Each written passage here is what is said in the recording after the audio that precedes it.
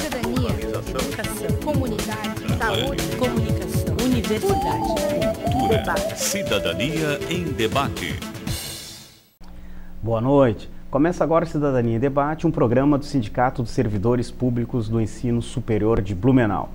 Este é um espaço que trata questões de interesse dos trabalhadores do Vale do Itajaí.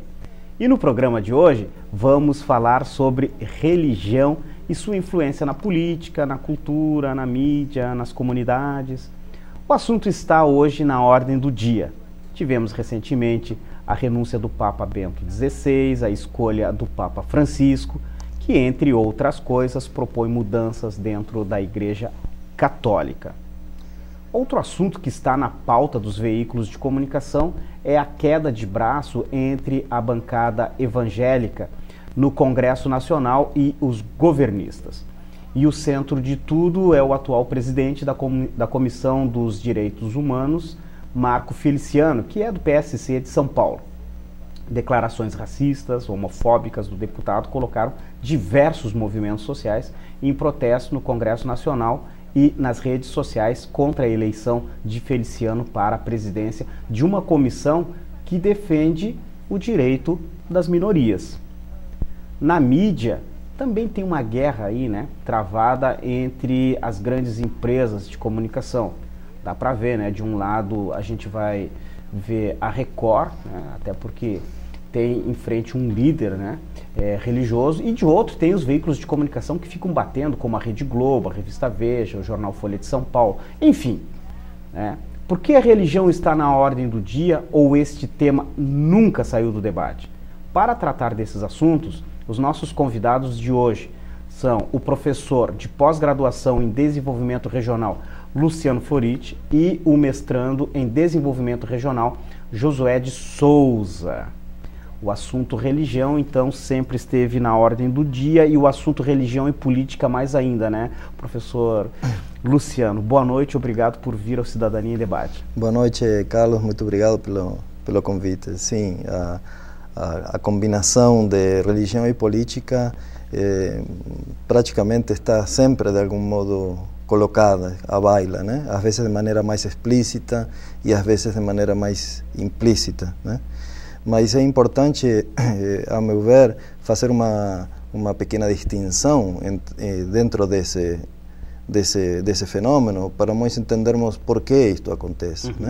Eu acredito ser importante a gente distinguir, por um lado, o que é a religiosidade das pessoas, o que é a espiritualidade das pessoas, no sentido de como as pessoas se perguntam, como as pessoas lidam com a sua finitude, o fato de lidar com a questão da morte, como vão ser, e ao mesmo tempo como constroem uma ética para se relacionar com os outros, enquanto as religiões nos dizem coisas em relação a isto, Por exemplo, amai aos outros como amas a ti mesmo, por exemplo, Coisas que fazem profundamente sentido no coração das pessoas, em diversas formas, mas que nem sempre são tão contraditórias entre si, nas diferentes correntes religiosas. Por outro lado, nós temos instituições religiosas, e que estas têm um jogo completamente diferente. Elas se confundem muitas vezes, umas precisam das outras, não são coisas completamente separadas, mas os jogos que elas jogam são completamente diferentes. As instituições, elas querem perdurar, as instituições, elas querem poder, elas querem ganhar poder, e quando tu está no jogo de poder, em geral, poder não se abre mão, se diz, se segura ou se aumenta. E para aumentar e segurar poder, você precisa recrutar pessoas, você precisa aumentar teus fluxos financeiros, você precisa ganhar espaço nas mídias, enfim, E aí, isto traz esta grande confusão que nós estamos vendo agora, novamente, com este aparente recuo em relação à discussão que deveria avançar, mas está recuando, em relação à questão do Estado laico, da separação da religião do Estado.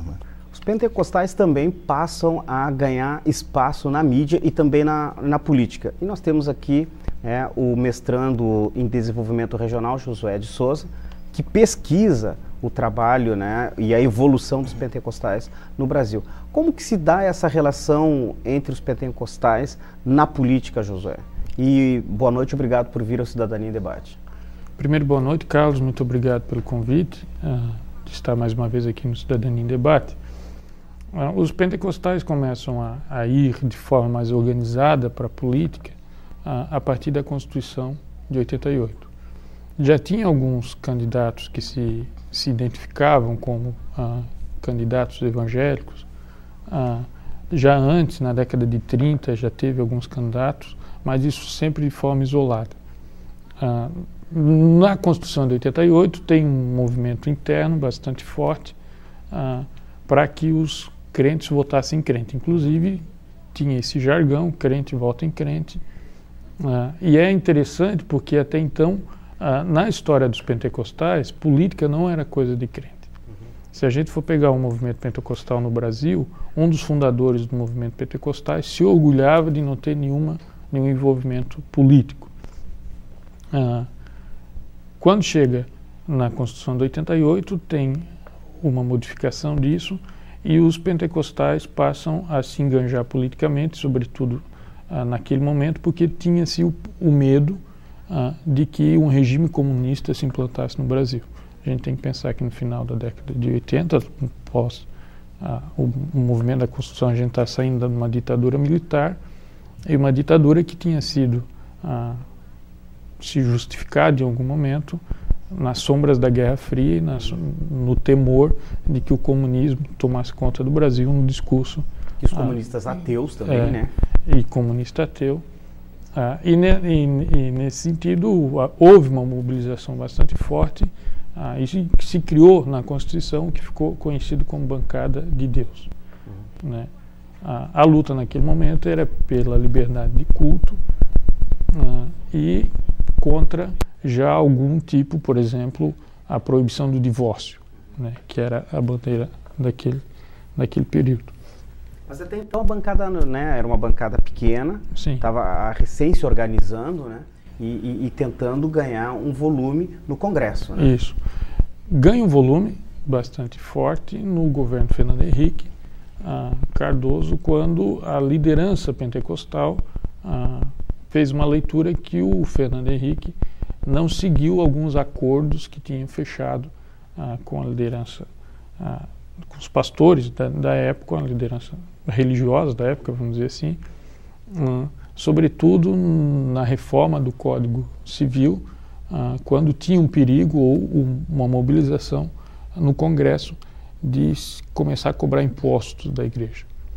Naquele momento, a igreja começa a pensar, os pentecostais começam a pensar, e aí passam a agir de forma mais organizada, criando inclusive conselhos políticos internos que escolhem os candidatos que vão ganhar o voto dos evangélicos. Porque o Fernando Henrique ateu, né, declarado, né? Isso.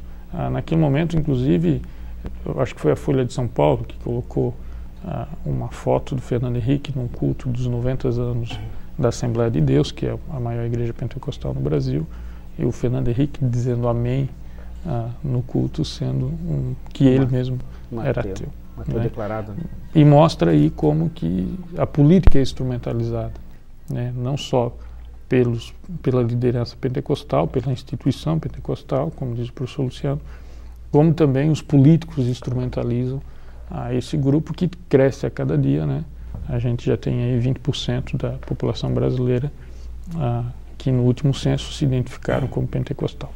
Professor Luciano, quando a gente fala, né, de religião e política, que é um assunto, obviamente, na história da humanidade, né, que já vem, né, a gente vai pensar, inclusive, o Papa ele era Papa e também era o grande nome, era um grande governante, né? Era o enviado de Deus na Terra e, portanto, estava acima dos reis, né? Como que dá esse jogo na política? No Estado moderno, na Constituição do Estado moderno, na formação que veio dar no Estado que nós temos hoje, é um processo de progressiva separação dessas dimensões. né? No sentido do Estado laico e sem bandeira religiosa própria. Que, por outro lado, tem como contrapartida a garantia da liberdade religiosa para quem quiser praticar o culto que bem quiser.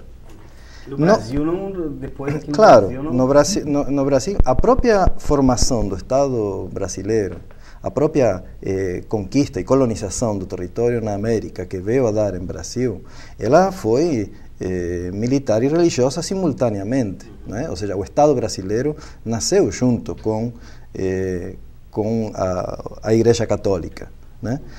Por isso nós temos um processo que já, de algum modo, vem também juntada essas duas dimensões historicamente, por causa da Igreja Católica e não do pentecostalismo. Agora, é curioso ver, pegando chamar a atenção, dando continuidade ao que o Josué colocava, que se na Constituição de 88 a posição da bancada pentecostal era a favor de garantir a liberdade do culto religioso, ou seja, uma reivindicação completamente legítima dentro de um Estado laico, para que cada um pudesse praticar a religião que bem quiser, agora o discurso não é esse.